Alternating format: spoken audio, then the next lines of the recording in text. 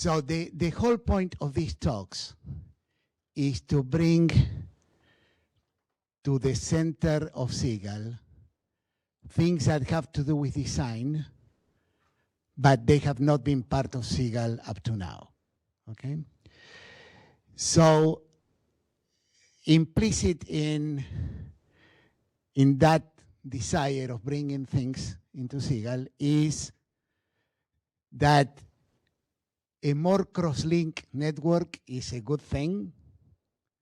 And this is what is capturing here. This is the Department of Mechanical Engineering. This is in the web, and you can find it. It's in the McCormick website. This is mechanical engineering. I could have picked another department, but ME is pretty central to design as a department. And in 2002, ME was working with these different units. These were parts of Weinberg. And in 2020, they are working with many more. And all the yellow parts are things that they were absent before, which are all departments in the medical school, okay? And you can do a study about what matters is the output, why we do what we do, why we give talks and present in conference and write papers is we want to influence how other people think. We want our ideas to have an impact. And if you look at the impact of things coming from a more cross-link network, is better than networks which are all kind of broken and separate, okay? So somewhere in here, in this circle, are all the people who are faculty in mechanical engineering. But let me isolate two here. And this is Chen, and this is Noshir. Now, keep in mind one thing. All of that are collaborations that happen within Northwestern. If you have lots of collaborations with people outside Northwestern, they don't count. This is the nature of this thing that we have because they mine information that is in the Institute of Scientific Information. So we collaborated with lots of people. In here, there are about 7 of them, and in here there are more. And if you click on this, you can find who they are. Noshir is kind of falling behind, but so it happens that this circle here, that's Wei. I had no idea that these two had worked together, okay? But what I know for sure is this.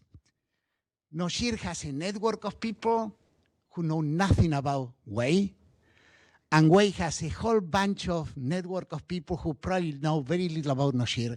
But if you somehow find to connect those two, you increase the size of the market several-fold. And with increasing the size of the market, you increase the impact of your ideas. So that's why we have these two. I have no idea that these two are going to present together, but I think it's a fantastic idea. And with that, I give you Noshir, Contractor, and Wei Chen. Thank you. I want to make sure everybody can hear me correctly. Good. I'm using speaker. Do you feel that way? No? Why don't you use the other one? The speaker is on. I probably can just use the microphone here. Okay. And also the remote control, Julio. Yeah, this is on. Yeah. Thank you, Julio, for the introduction. So joining the fun of network modeling, which is the topic we're going to talk about today. And also I'd like to thank everyone for spending 1 hour here with us. I know that everyone has a lot of things to do every day. But I hope our talk is really a good testimonial of how interdisciplinary research can benefit really design research. And Noshir and I get connected about 8 years ago, and we are on our second NSF project right now. So we actually meet quite frequently. I see some of our students are here. We have a lot of fun together every few weeks together and for a lot of discussions. And as you can see, we're from very different, disciplines. I'm more mechanical engineer, and Noshir has many, many titles. He actually has many, many connections. So today we're going to follow the style of the several previous talk that we're going to first each give you about 10 minutes introduction of our own research journey. And after that, we hope to have 2 short research talks about how we use network modeling to, in my case, I will talk about how network analysis to support design preference modeling. And Noshir will talk about how does it support building effective teams. So to start with, my design research journey actually started about 30 years ago. I received my PhD in 1995 from Georgia Tech, and my dissertation thesis topic was robust concept exploration method for configuring complex systems. I bring up my advisor here because they're really special to me. They're actually a couple, Farouk Mistry and Janet Allen, they're husband and wife, and they co-supervised me. And to this day, they're still very, very active, and they're still, advising students. The reason they're very special to me is because these are the people who opened the door of design research for me, and they also instill really the rigor, the sense of rigor of doing research, from very early on in my research pursuit. When I met with Farouk, a little bit history of engineering design program at NSF actually is relatively newer. It was established in early 1980s. So when I joined Farouk's group 1990, that time he is one of the few senior professor in the field. And now he has actually a lot of, students going to academia. And he is a very special person from the point of view that he has this philosophical view of many things. And at that time, the beginning of design research, there are many debates about what really is the theory for design. So there's a lot of theory like knowledge-based theory, system engineering, CAD-based, design's CAD-based. And Farouk was proposing a new notion called design's decision-based. And this is the logo that was used for his lab. That was 30 years ago. It has really emphasized the role of human play in this design process. So recognize design as a cognitive activity that involves both human and the technology. So now I'm here. I want to give a very quick view of my research journey. Building on my dissertation was about robust design. That time, not many people were doing design under uncertainty. So in the early stage of my research career, I developed algorithms that actually integrated in software, like I listed a few here, iSight, HyperWorks, and NXet to support designer to do simulation-based design under uncertainty. So you can imagine that you design a vehicle, you want to improve safety, right? You want to introduce stochastic information, you want to do simulation quickly. So first 10 years of my career is more about developing methods that can be used for many different problems. And the recent 10 years at Northwestern, I had really this opportunity to work with a lot of people in this area called the design of emerging material system. I will show you some of the people that work on later on. And this is really a great extension of my research in design under uncertainty, because here we use data science, we use design optimization extensively, and also material system is stochastic, right? So uncertainty play an important role. What I will talk about today with Noshir is about this work is more focused on preference modeling. And preference modeling is important, and the connection with the left side is basically design optimization. You have to define your objective function, right? So objective represents the decision maker's preference. And here we're looking at both the customer preference as well as designer's preference. I'm showing you here slides about the range of the people that I worked on in design material system. Try just not to downplay the importance of this, my research portfolio here at Northwestern. So you can see that we have been working on many different kind of systems, from soft material, polymer system to more the hard material system, as well as mechanical engineer, more interested in composites, as well as additive manufacturing. So I'm listing some of the collaborators I have here. And recent years, my lab has been working a lot on metamaterial design, which opens the design space to also geometrical design, so architecture in addition to material selections. So this is not something I will focus on today, but I felt like it's just kind of show you some of the connections or some of the research that also relate to engineering design going on here at Northwestern. Design is a fun area because it's integration. It's really require a designer or design researcher to interact with many people. So here I'm showing here on the right-hand side is more we call like physics-based. So there's people in mechanics, manufacturing, material science. Actually, I also worked with people in transportation engineering. I'm going to show you later on why it's relevant. On the left side is market research, economics, social science, which is more human-based. We actually formed two different clusters. I know some of you are involved here. One is the design cluster. Another one is a predictive science and engineering design cluster that pursue many of those interdisciplinary connections here. So it's fun. It's fun working with other people. But on the other hand, working with other people, like taking design, taking a holistic view on design is also very challenging. The reason it's challenging is because it becomes a system. So I borrow here a slides from, I actually got the permission from Catherine Jablokov, who is the current program manager of the engineering design, the system engineering program. Notice that the title of the program is called Engineering Design and the System Engineering. And she kind of, put the research portfolio of the design program into this three major entity. People like the researcher, the proposal of project study people, the kind of project study process and design methods, and another category is about design of certain artifacts. But what is growing these days is research is not just to standard any of this entity alone, but it's to study the interaction between them. And so you can see here that if you view this as system, we're also talking about this environment, right? This whole thing is interacting with. And this environment can be like the market. It could be designer interacting with the society and so on. So if we take a system view of the problem, it also opens opportunity for introducing the methods from system engineering or complex system theory into understanding design.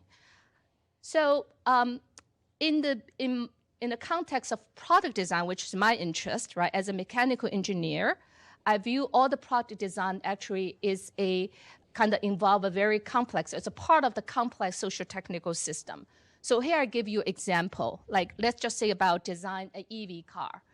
There's many different customers with different kind of preference in this process, and they may, have very different demographic background attributes or usage context.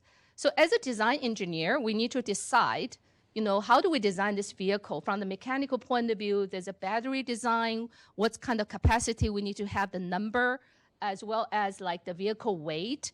There's a lot of trade-off between those things with the pricing. I'm just giving you a few examples.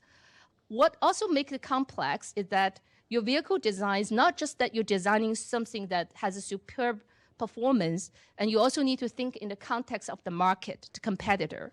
So there's a market position that you need to think about when you launch a new product. Further complicate this process is that the customers are different and they're strongly influenced by many things, like social media. They have different kind of attitude, green attitude, and they also influence each other. We call this social influence. And another impact, another stakeholder here is the government, right? The institutional environment. Government can give some new incentive or policy or even to industry to kind of change the picture. So here, in my work, I'm really interested in really how do we consider the designer's preference and the customer's preference to support engineering decision-making.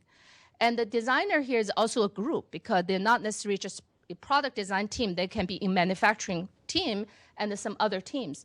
So the heterogeneity is humongous. The customer are different, the designers are different. So what is the right decision-making framework for this?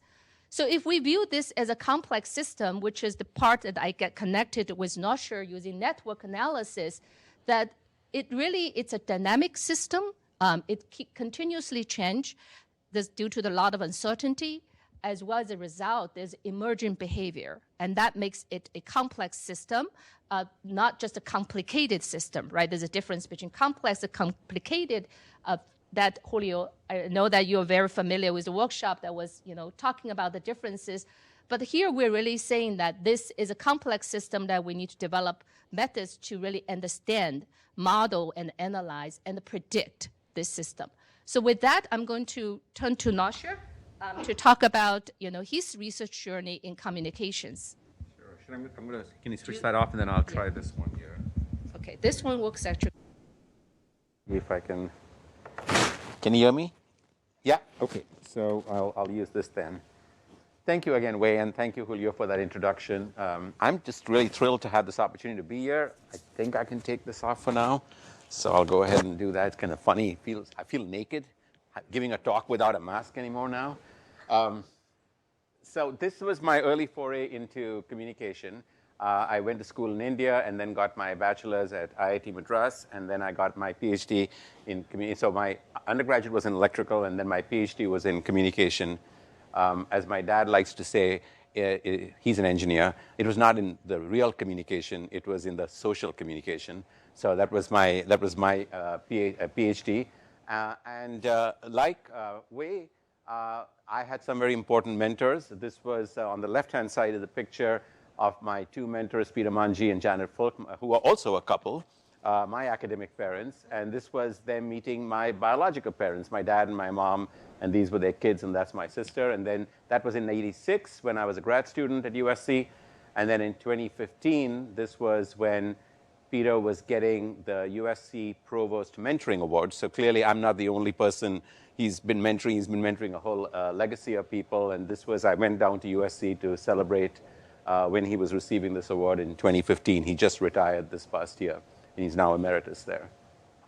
So my entire journey in this area started from the fact that a lot of work in social sciences until relatively recently, I'd say in the last up to 3 or 4 decades, was work that focused on trying to understand each individual based upon their attitudes and behaviors based on what they did. So whether it was things like what you buy, what you eat, whether you take the vaccine or not, how you get a job, whether you are, who do you select for a job, your performance at work, whether you vote, where you travel, what you watch for entertainment, what kinds of hobbies you have. All of these things were typically seen as an individual acting on his or her own behalf. And those were looked at either in terms of their individual attributes, things like gender, demographics, education, income, or at the macro level, things such as the culture, the organization, the strategy, sort of more institutional things that might shape what you do in respect to all of these things. And I would submit that this was missing a major, major part. And the part that it was missing was recognizing that individuals don't act in a vacuum. They're not atomistic. They're embedded in social networks. And so looking at what social networks people are involved in provides what my former professor would say is a turbocharge in terms of explaining much more variability here than you would if you only focused on individual attributes or macro strategies. And so ever since we had that, really, this has become the central part of what I do. One of the things that I did pretty early on, not that early on, about 20 years ago, was along with Peter Manji, we wrote a book called The Theories of Communication Networks. And until then, network studies were mostly descriptive. People would draw the pretty pictures that Julio did. Not really as good software 20 years ago, but it was essentially criticized as being descriptive, as some would say cynically providing eye candy that you would ooh and ah for a minute and then not know what to do with. And so a lot of our focus had been on saying that many social science theories that don't call themselves network theories are in fact talking about the effect of networks on you. Whether I form a network link because if I have self-interest, that I need something from someone, or because I want something from someone and they want something from me, social exchange, or whether we get together in a group to lobby for a certain candidate or a certain industrial standard. On the right-hand side is also a human nature. We sometimes create links because everyone else is connected to that person. I will also follow that person. That's contagion. I want to be friends of my friends. I want the birds of a feather flock together, or I want to be connected to people who are close to me. I know these seem fairly simple, but any tie that we argue, that network ties, are driven from these fundamental elements. The challenge is, how do you account for all of them at the same time? Because no one of them will explain it. And so over the years, we've been building a set of statistical techniques that take advantage of the fact that if people operate on the basis of self-interest or collective action or homophily or balance or exchange, for example, each of those will have a signature in the network that suggests that that's how they are operating. And once we can look at these signatures, then we can begin to build a macroscope to model structural signatures. Just as if you get too close, you can't see it, but But as you get farther out of it and you zoom out, that's why I call it a macroscope as opposed to a microscope, you begin to see certain patterns, as was the case in this pointillism painting. And so what we did was basically build that microscope, and that's a set of statistical models called the exponential random graph family of models, which allows us to look at all the possible networks that can occur and then try to identify what is the particular drivers, what are the specific set of interests, whether it's how much of homophily, how much of exchange, how much of proximity, will allow us to generate a distribution of networks in which your observed network is right in the middle of it. So that allows us to answer quite in a caricature form whether the network ties that exist amongst you in this room is 10% driven by homophily, 20% driven by self-interest, 22% driven by proximity, and so on. So that's the basic logic that we used, and you can apply this to a lot of cases. In addition to statistical modeling, we can also do computational modeling. Again, here we use tools that were developed by people at by Uri Walensky's group, NetLogo, that allows us to model network ties using computational approaches as opposed to statistical approaches. So what I want to end here is to say that I think that one of the things we want to also recognize is that one of the reasons I came to be in an engineering school here and to join the Industrial Engineering and Management Sciences department as my primary appointment is because I think in social sciences I was always frustrated with the focus on saying we need to understand what is going on without then doing anything about it. And to me, I think that we are at a point where taking all the understanding we have about social systems and social networks can be used to move from understanding to design. And in the case that now we're going to hear from Wei, she's going to talk about how we actually use these network approaches to help with the modeling of decisions associated with cars. And then I'll come back and talk about how our work on understanding just the assembly of teams is also used to design more effective teams, if possible. Can you hear me? Okay, yes. Thanks, Noshir. So knowing Noshir's work is really a turning point, I would say, in my research. But I want to give you some history about how my research evolved in this area. So as a mechanical engineer, I've been doing optimization for many years. And when I do a design problem, when I have multiple objectives, I always just try to use weights. But I wasn't happy about it because where do those weights, where are they coming from, right? How do I know which is more important than which? So this kind of really motivates me to look at really the bigger picture about how do we form the preference function. So bring back this that picture I showed you early, just kind of revisit. The interest here is how do we build a model that can integrate customers' preference, designers' preference together in making product design decisions. So initially, I was following this paradigm called decision-based design. This actually is a book, a monograph that I published with my 2 PhD students. This is a busy framework, but already kind of simplified. What I want to point it out that the framework we have here is really we call it a collaborative design framework and also enterprise-driven. And from the point of view of enterprise, in order to avoid all the issues of giving weights to different attributes, we are basically looking at profit as the ultimate objective. Like if from a company point of view, right, your goal is to really improve or maximize your profit. And this framework also recognizes that there's uncertainty associated with predicting many different, here you show there's 2 design and they have a distribution of performance, so you have to make a selection. So it makes it important that you need to express your preference. Here is the risk attitude. Basically, based on the company's risk attitude, you can make very different decisions. And the decision here is basically the engineering design options or the attributes options. You know, how do you make trade-off between the different things? And the customer's needs is really taken care of by a very important quantity called demand. Demand is about what are the quantity that you can sell your product. Basically, is how people like your product, right? And the economics is always a kind of equilibrium between demand and supply. So here, demand is also important that it tells us what kind of manufacturing production resource we need. So the manufacturing consideration, engineering side of the consideration is included here. So initially, when I looked at this framework, is a utility-based framework. A utility-based framework here I have a picture here. Some of you may recognize this is Frank Kopelman, and he was a faculty in civil engineering doing transportation engineering. So my first grant in this area actually is he was the co-PI that we actually used the demand modeling in transportation engineering extended to product design. So here the theory says that underlying everybody's choice or decision, there's underlying utility. And this utility has a deterministic part and also has an uncertain part that captures any things that you cannot model, any missing important attributes. So the function of the utility can be represented about as a function of who you are. So that's the S variable represent customer attributes.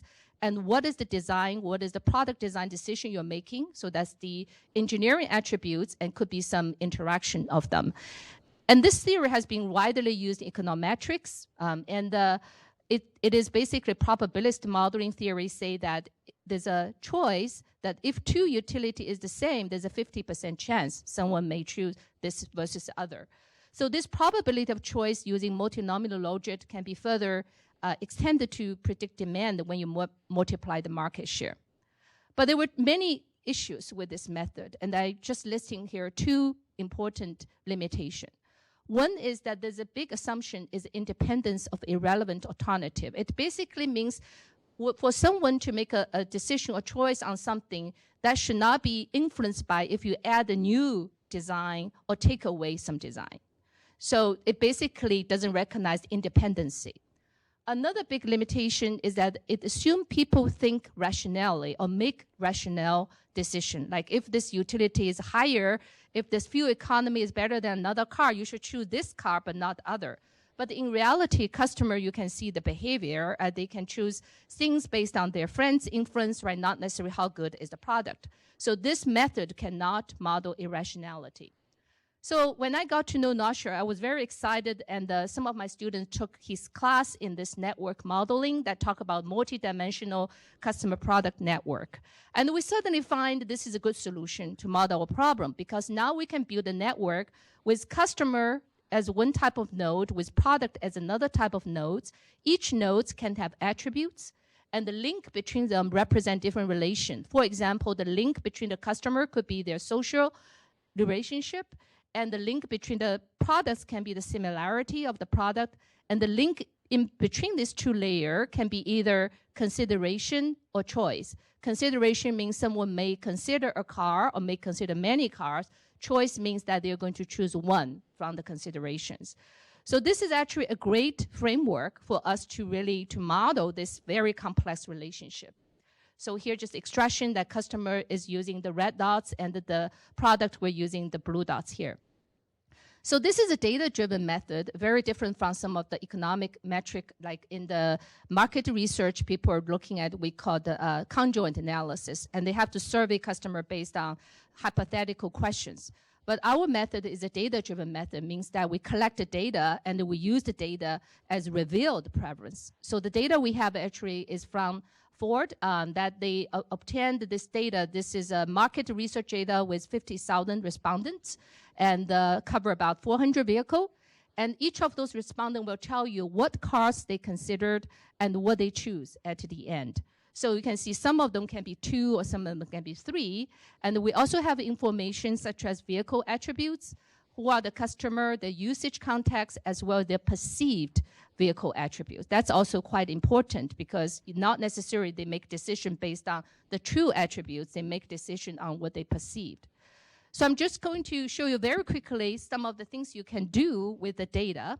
So the network modeling could actually, there's many different kind of network structure. It could be unidimensional, only have one type of nodes. It could be, so here is an example that the relationship between the nodes represent a competition relationship.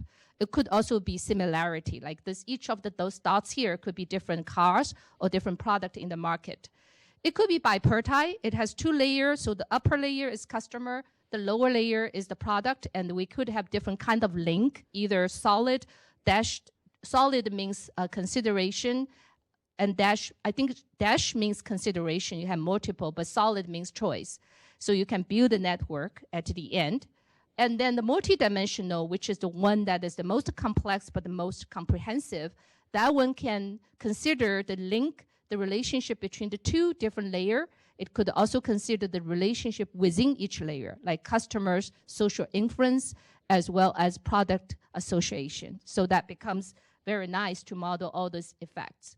So when you build those network, you could actually, one nice thing about network analysis, you can do visualization. You can analyze some characteristic and kind of see some of the feature of the system. And you can also do modeling. And we're using a method that Noshir has studied widely in his work. It's called exponential random graph model. And this model is a model which we call the causal relationship, means that it does model attributes as the input of the function. And here, different from just the traditional regression methods, you can think about that the input could be like attributes, like of a vehicle. Here, very important is really the network structure. So imagine that these inputs become a network, not just a number, okay? And we are predicting, basically, the probability that each network will exist. So that means we can predict the links, right? We can predict the network structure, and these methods allow you to analyze what is the probability that each of those structure may occur. So it takes the dependency, resolve the issue with utility analysis. It also can assess we call the combinational effects of different network structures. So I give you a few examples of how these are used to study the heterogeneity in our system. So very similar to the traditional regression method, this network methods can also analyze the so-called exogenous effects, like the attributes of the nodes, attributes of the link. So those could be customer attributes, product attributes. It could be the link strengths. So the method at the end, the modeling will tell you how important each of those attributes, whether they are really prevalent, right, in your network. It can also allow you to study the endogenous effects, which is the part really, really unique, because now you can look at local, like a structure or global structure, and to see whether they're important. So just a reminder that the solid, the blue square means product, and the circle means a customer. So for example, we can look at whether the three-way competition is prevalent in our network. So we can introduce this as a attributes to study in our model. We can look at whether this is really prevalent. We can also look at whether two cars are co-considered with many other cars. So we can throw in this called the shared partner distribution as inputs and analyze whether it's important. And the social inference here, for example, the peer effect, if you see two people who are connected, it means they're friends, they all choose the same product, it means that there's some kind of peer inference there. And the crowd effect means that someone always choose a product that is commonly chosen by majority of the customers. So all those things can be introduced as inputs into the model. So here I show you 3 different models. The first model that only have attributes effect, just like the traditional logic analysis. The second one introduced the structural effects, and the last one introduced the social inference effects. And as you can see here, the modeling accuracy is improving, and the star means that the factor is significant. So it tells us what are the attributes that's important, the price, or engine capacity, fuel consumption, and the positive and negative also has meaning whether it really improved the consideration or decreased the consideration. And the cross-level effects here is related to the social inferences I talked about earlier, like peer inference and also customer, whether they're considering some similar products. So it's a very nice technique. And in recent years, we are extending this to unidimensional car competition. And then the students, Yaxin is also in the audience. She extended this method to take into account the weights of the link. In the past, most of the network analysis treated the link as binary, so either 0 or 1. And here, when the two cars are co-considered, we count the frequency about how many times so they're co-considered by customer, and then we added those links into analysis. So this is the co-consideration, and then the right-hand side is the choice. So when you have a choice, it could go either way, two-way. This means Ford Edge in competing with Buick Enclave. There's 25 of the incidents that Buick is more preferred, and there's 6 incidents that Ford is more preferred because there's a heterogeneous, kind of preference in the market. So you can also see the color represents different car segment. So with this extension, now we could actually predict from 1 year to another. This is actually used as a method for validation to see whether this is doing the right job. So we used the 2013 data to fit the model, and then we used the 2014 data to try to see whether the model is doing the right prediction, given that in the new year, there may be some new cars joining the network, and also the attributes of the vehicle may be upgraded. So here is just a graph to show that the prediction aligns in the line of almost 45 degree, but with the R-square 0.790. We could also, just another example, we can forecast technological impact. For example, we can look at if we improve the fuel economy, what is the influence on the competition situation for the Ford vehicle, for the Toyota's vehicle. So here you show that you can see from the slope that it seems like the Ford vehicles, the impact on the Ford vehicle is higher than on the Toyota vehicles. The more recent work on this research is actually to answer the question about whether we could now understand and predict relationship using machine learning. So instead of doing the conventional, modeling, the ergo modeling methods that we're using machine learning. So here that we are actually looking at each nodes now have this embedding is just a aggregation of the attributes of the neighboring products, and you can enlarge this neighbor. You can assign this neighbor to you can say smaller one, like K1 equal to 1, or bigger one, K equal to 2. So you can adjust this. And this is very similar, like, machine learning for imaging, right? The convolution network, looking at just the neighboring features surrounding a particular point of interest. So here also look at, for this particular nodes, what kind of, relationship here are the weights in the network that can aggregate the neighboring attributes and the features into the current nodes that you're interested in. So using this method, we actually found that the prediction is much better than the ergo method. It's a neural network method. You can see that when the data is sufficient, when we can predict, for example, from the 2013 competition network by changing the new attributes like parking assistance or fuel efficiency and adding new nodes into this network, we can do a much better job in predicting using the network method, the GNN method versus the ergo method. And this is not surprising to us because usually the machine learning technique is doing a better job. But on the other hand, the ergo model is we say it's a causal relationship model that can explain more than just predicting. Here, basically, it does a good job to fit the model, to predict the model. But on the other hand, you cannot really explain very well what is going on. Another advantage of GNN, you could actually handle more attributes. You can do bigger network, and in terms of the understanding the attributes importance, we're using a method called the permutation-based method to do sensitivity analysis. So we can still do certain level of understanding, but it's difficult at this point to introduce the network structure as a new attributes. I think there's a way to get it done, but this is still something that we're working on. So I hope I'm not talking too much here, and I will switch back to Noshir to tell you modeling for studying the teams. Okay, so sorry. So I'm not going to speak anything more about the stuff that we already talked about, but I will say that it is definitely one of the most enjoyable collaborations that I've had over the decades, and we're not done yet, so I'm continuing to look forward to that. Some of you may have heard of this person by the name of Thomas Young, who said that if you're a scientist going to college in London in 1792, you might aspire to be like him. You could be a pioneer in physics, medicine, music. You could even decode the Rosetta Stone and do it all by yourself, which is what led Andrew Robinson to write the book, The Last Man Who Knew Everything. And after 1792, in that time period, you sort of had to work in teams, such as our team, in order to be able to complement different areas of expertise, et cetera. The example that I'm going to give you was motivated by the fact that humans are about to become an interplanetary species, and going to Mars is something that is on everyone's mind, and it's going to happen with the Artemis mission, putting the first woman and colored person back on the moon in the next 2 or 3 years, and then on to Mars from there. So NASA has to spend a lot of time thinking about what it does that makes a good team.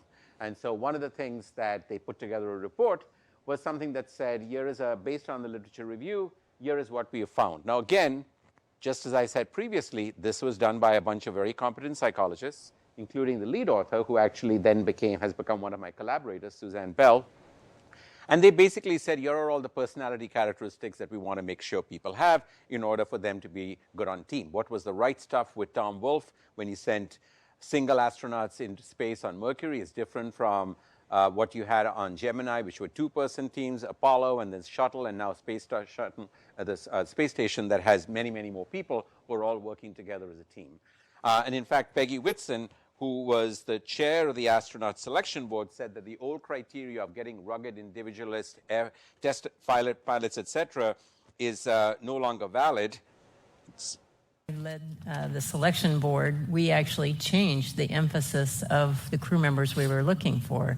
We had thousands of applicants that were technically competent, and we started looking more for those that got the box checked from the report card that says plays well with others. Because for long duration missions, that had much more of an emphasis for us. And well, it was really. So what that basically said is that now all of a sudden NASA has to look at who can play well together in a team, and that became an important part. Some of you may have seen Scott Kelly, who was actually inducted into the NASA Hall of Fame over the past weekend, said that he spent more time in space than almost everyone else in space, on the space station, and he said teamwork is what makes the dream work at NASA. So what happens to teamwork when you put people under extended periods of isolation and confinement? When we started this, we were only thinking about isolation and confinement in terms of going to space. Over the last year and a half, a lot of what we've learned has actually been applied back to us here on Earth when we have been in isolation and confinement. So this is a project that I'm going to talk about briefly now in the last few minutes. This is work that has been funded by NASA. The key players in this, there have been a lot of big teams, but Brennan Antone is a PhD student in IEMS here. Alina, who graduated from our TSP program jointly between communication and computer science, technology and social behavior. She's now on the faculty here. Jackie, who was also a PhD from IEMS here, who's now at Harvard Business School. Suzanne Bell, who was the first author on that pure psychological report. She's now at NASA. And then my collaborator here, Leslie DeChurch, who is in the chair of the Communication Studies Department. So the problem is that we are able to study a lot of these things in facilities that look like this. NASA at Johnson Space Center has a place where they put people in there, into this facility, and keep them there for 45 days at a time, and they do it 4 times a year. So we've been collecting data, and when they're in there, we get to psychologically and physiologically poke and prod them and get all kinds of data from them, including lots and lots of network data, and that's one way in which we get data. In fact, there's another place we get data, and this is the Russian Space Agency, the NEK facility. Ironically, just this past November 4th, they put this group of 6 people in there that went into this facility in Moscow, where they will stay for 240 days. And we are collecting data from them every single day, where they do things we ask them to do, and they answer survey questions. This involves 3 Russians, 2 Americans, and an Emirati, a United Arab Emirate person. So this is where we get our data from it, and this is the kind of data we get. So this is network questions. We ask them, whom do you work with effectively? And you see the 4 crew members say they work pretty effectively with everyone else. The green links are there a lot. If you look at the bottom, we ask them who makes tasks difficult to complete. So these are the hindrance ties. And you begin to see a pattern where this poor person at the bottom here is clearly seen as a hindrance by everyone else, but is clueless that everyone else doesn't know that this person has no idea that others see this person as a hindrance. The question is, can we model and predict these things so that we can then put the right team in that situation? So we built an integrated model. Again, it was multi-theoretical, multi-level, multiplex, looking at personality variables, but also network trends, the tasks they were supposed to do, the context of sleep deprivation, communication delay, because as they go away in space, then they have to be in 2 to 5 minute delays, any communication with mission control that is back on Earth. And we use again the modeling which starts with a conceptual model, which is what you look at here. We collect empirical data. We use that to estimate the effects of each of these variables. We validate that to see how good we are doing, and then we apply it to actually make interventions, and that's the design strategy, design part of it. So this is the model we are doing out here. One key thing I'll say is that unlike a lot of agent-based models, which is what we use here, we again do the same thing that Wei mentioned, and that is we are not looking to arbitrarily come up with what parameters we put in the model. We estimate the parameters from the empirical data using a set of techniques called behavior search, which is a family of genetic algorithm techniques, and therefore we have a very precise way of knowing exactly how much importance each of these personality or network variables or contextual variables is impacting crew relations in this context. So this is what that model would look like if you had to run it. So this is what, this is how we take the data, but we actually then look at it and estimate exactly what is happening at each particular point in time in terms of the relationships. These are the different types of ties: behavioral ties, information ties, positive affect, negative affect, which is the hindrance ties, etc. And we are able to then estimate exactly what they're doing. This, by the way, is telling you what activity they may be engaging in at that particular moment: exercise monitoring, exercise log, system maintenance. So it follows exactly what tasks they're doing and what their relationships are at that particular point in time. So if you go to, oops, that takes me, that is not what I was hoping to see. Let me see if I can go to the next slide. Yeah, let me. Okay, so this is what you see. This is the kind of detailed results you get, which are sort of the coefficients associated with each thing. I'll just give you an example with one. Self-monitoring, that is, if the person is good at self-monitoring, they are more likely to be seen as someone everyone enjoys working with, and they are less likely to be seen as a hindrance. That was the problem with the person at the bottom who was not self-monitoring herself, as it turns out, and was therefore the target of all these hindrance ties and was clueless about that particular issue. We, again, as I said, did a lot of validation, and the amazing thing is as we began to do it from mission to mission, we got pretty good at predicting exactly which crew member was not going to get along with which crew member on which day, which is a kind of a scary thought to think about it. But as began to do that, NASA came back to us and says, that's great, but you forecast the weather, but what are you going to do about it? Because in the case of weather, we have to live with what the weather is, but in this case, we want to do interventions. And so basically, they challenged us to come up with what they call a countermeasure, which is, can we do something about repairing the individuals who might be asked to work on a task to see if by doing so we can, and I like the pun, repair their relationships. So repairing to repair relationships. And the bottom line is that we did pretty well at this thing. We were able to create a countermeasure that improved crew member and crew relationships during the entire mission. So we would, in the week before they get into this place, they would give us who is going to be there. We tell them A and B won't get along on day 20, and we'll say, okay, in some cases, we will give them a tough task and show that they didn't get along. In other cases, we will repair them and see if they got better at that relationship. So we were doing this on a repeated basis, and they've got to the point where now they've said that as a result, they've given us a grant that we just received this past year to develop a dashboard that the Artemis mission will use for exactly these kinds of scenarios, to do what-if scenarios when you put different design teams and design different teams and see what the consequences would be in terms of building this. So we're pretty excited about this. I like to say that NASA has always bragged about the fact that things that were developed for space have had benefits back on Earth, whether it's the cordless drill that you see here, whether it's LEDs, or whether it's water filtration systems that had to be used in space. I like to believe that now it's our turn to show that even designing teams is something that we've done. And I'll end just with a demo of a NIH-funded project where we are beginning to do many of this right here with our Northwestern group. So this is an example of us at Northwestern. And how do I go to the, okay, I think I found it. No, there we go, the Chrome, yeah.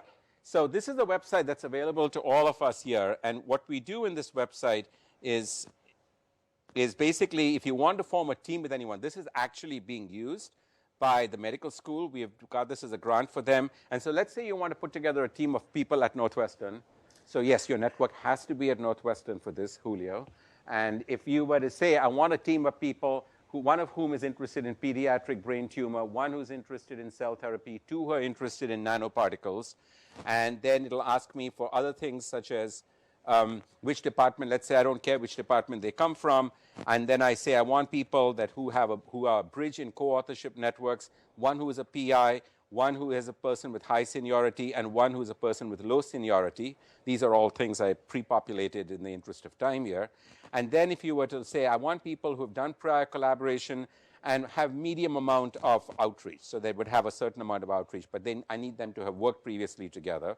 And then essentially what it does is it confirms all the things I'm doing out here, and then it'll go ahead and find teams. And so it takes our NU Scala database that we have, and it looks through that and takes the criteria that you put for networks, and in a minute it will show you teams. And you will recognize some names of people here. So for this, if you wanted to work on this particular topic that I just mentioned with those particular sets of combination, one group of people could be Jin Shea, Josh Leonard, George Schatz, and Vinayak.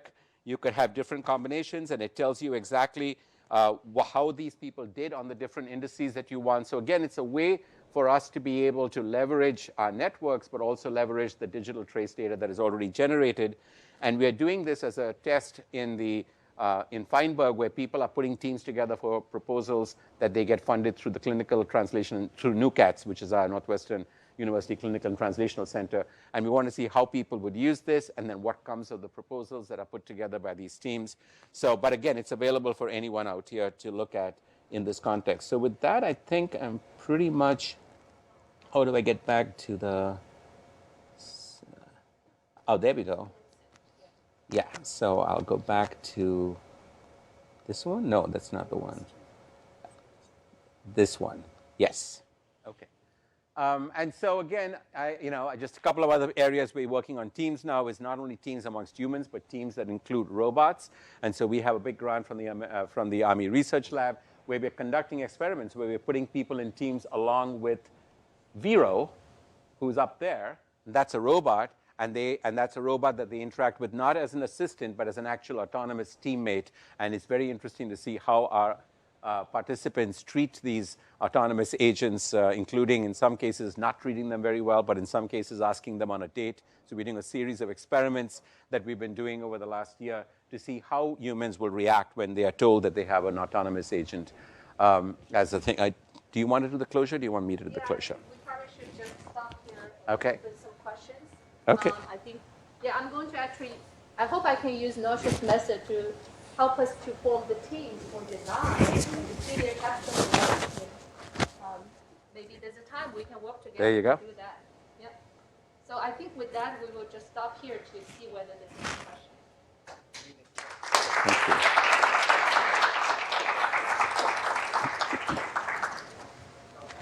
Yes. Yeah. So I got a clear sense of who's using Noshir's tools. Who's using the tools? You mean the designer preference? So I think we are working with like company like Ford. Basically, they try to strategically decide what kind of car they should launch to what market, in particular the EV car. We're very interested in how we can design the electric vehicle car better so that they can attract customers. Yeah. Any other questions? Yes, Larry? So, spoke to what we kind of predicted, and there was some intervention, pre-predicted, but there was some intervention, how do we change things, but it just seemed like ongoing, like if I was on a team, how would I self-diagnose how well I was doing, how would the team decide how to do better, or in a product run, how do you kind of evolve things over time? So that's I'll take the first part of it and then wait. So in the TeamStar actually, which I didn't show you, but in the TeamStar dashboard that we actually have two phases. One is pre-mission, which is what I showed you, the kind of stuff with the modeling that you do before that. We have a second tab on that TeamStar, which is during mission. And that allows them it tracks using text analytics on all the interactions to begin to see if we can get from the sentiment or the text who's getting along with whom, et cetera. And we build a model that continues to see what predictions they are. One of the interesting things that you touched on that is being done at NASA, not by my team, but by a sister team, shall we say, is that they are also realizing that a lot of these tools can't only reside in mission control. Some of this is pretty sensitive information. Telling people that other people, find them as a hindrance can be sensitive at times. So there are ways in which we are trying to figure out how much of this should be handled by mission control. But then as these spacecrafts get closer to Mars, there's going to be a lot more autonomy with as much as 20 minutes lag. So part of what we are also doing is working with HP on an edge computing infrastructure that they are building for NASA that will allow these computations to be done in situ, in space, and that the crew members will get on tablets a certain amount of direct feedback that they can use. Some of it will be personal to them, some of them would be for them to have a discussion. So there is that particular process that is also happening in that context, and our models will do a lot of will generate the data they'll use, but there are other teams that are actually trying to figure out how to do it in a way that would not get them all upset with each other more than they need to be. Yeah, I think in the design area, people looking at the team size, basically look at the different skills people have and what is the best combination to make a team with really the innovative, creative team. This field, I think, ongoing research, I would say most of the design research now is very simulation-based. They have to simulate the behavior, which I think Noshir's work I really like his work in sense is really analyzing the real human being and try to extract the model from there. Thinking of real human beings. Noshir, can you apply any of this to Congress? I can tell you one. I'll tell you about applying things to Congress and social networks. There's a major study done a few years ago that looked at social networks across a lot of contexts. One of them was monkeys grooming monkeys. One was cow licking cows. One was international trade. And one was the Senate co-sponsorship network. That is, which senators co-sponsor bills with which Senate. And the study, which actually used ergoms and correspondence analysis, found that the two networks that had the closest similarity in structural tendencies was the Senate co-sponsorship network and the cow-licking networks. And I'm told the cows were upset about that. Right, do you have a question? Yeah, hey, I was just curious, because we're doing a couple projects in Triple M with the board right now, and so just listening to your story and what you're doing with it is interesting later. But are you beginning to sort of measure human emotion into where you're going and how you're modeling this? Unarticulated needs? How does that play a role? Yeah, that basically means you need to collect the data on that. Currently we are focusing more on the feature. Recently, Noshir and I were building a new survey for analyzing vacuum cleaner, people's consideration, choice, behavior. And in that, we do take into social influences. We ask people questions, really analyze whether that has impact.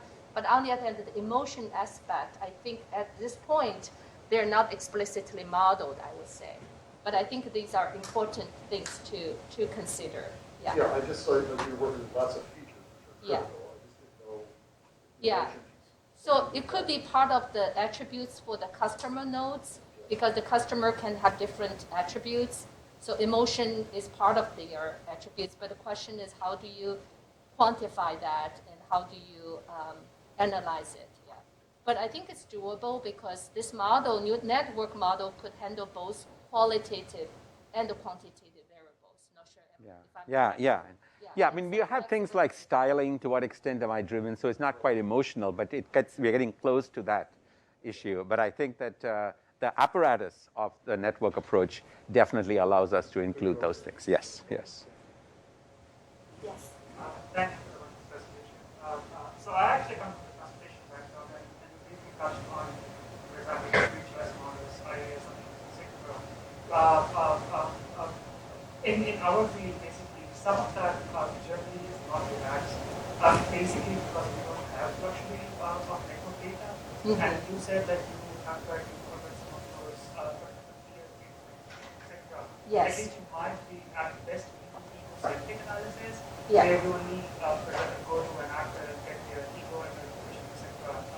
And you have data from 50,000 individuals, so how is that included in terms of engagement? Yeah, so those are done by the market research company. That then the study, that vacuum cleaner study we're doing it through Clint, which can also generate data for hundreds of thousands of people. So there are a certain company right now, the online service that kind of help you to kind of organize such survey. I think in transportation engineering, I think there's also a trend now. I know there's a professor here that study also the social influences beyond just the traditional attributes of the transportation mode. But just to clarify, the 50,000 survey that was done was with our first NSF grant, for which we did not have social network data. The networks there were between the person and the cars they were considering. So there was no social network data from those 50,000 people. Yeah, we use small network artificially generated those network based on the assumption that people who have similar attributes may tend to behave in a similar way. But this round that Wei just talked about, we've hired a company called Cint that is doing it for us. And there we are doing egocentric network, exactly is what you're saying. Each person is asked to tell us about who they talk to about the cars, tell us something about the alters, these particular people, their demographics, who amongst them knew each other. So it is still egocentric network data. And we are working with a colleague at the University of Melbourne, Australia, who is in the area of social networks, pushing the envelope in terms of building up Bayesian models to do this kind of work. But it is egocentric. I think with that, I'd like to thank everyone for joining us. Have a good rest of the evening. Thank you.